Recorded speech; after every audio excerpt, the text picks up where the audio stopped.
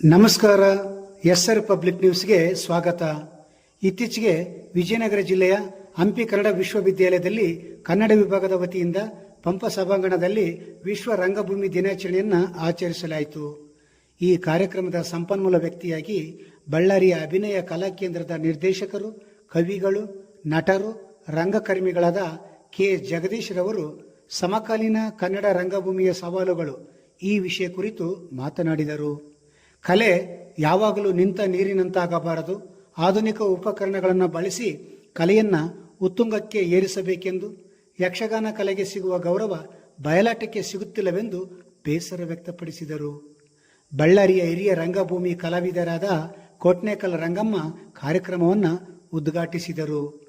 ಹಂಪಿ ಕನ್ನಡ ವಿಶ್ವವಿದ್ಯಾಲಯದ ಕುಲಪತಿ doctor DV Parashivamurthy ಅಧ್ಯಕ್ಷತೆ ವಹಿಸಿ ಮಾತನಾಡಿ, ಆಧುನಿಕ ತಂತ್ರಜ್ಞಾನ ಬಂದ ಹಾಗೆ ಎಲ್ಲ ಕಲೆಗಳು ಸಹ ಪಲ್ಲಟವಾಗಿರುವುದನ್ನು ನಾವು ಕಾಣುತ್ತೇವೆ.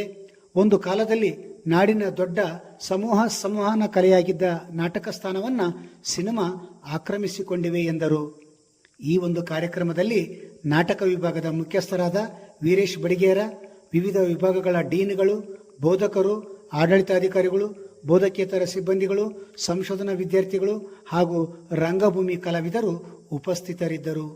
ಇದೇ ಸಂದರ್ಭದಲ್ಲಿ ದೇವರಾಜ್ ಗಿಣಿಗೇರ ಇವರ ತಂಡದಿಂದ ಸಂಗೀತ ಹಾಗೂ ನೃತ್ಯ ವಿಭಾಗದ ವಿದ್ಯಾರ್ಥಿಗಳಿಂದ ರಂಗಗೀತೆಗಳ ಗಾಯನ ನಡೆಯಿತು. ವರದಿ BH Sharanappa, SR public news, Ballari.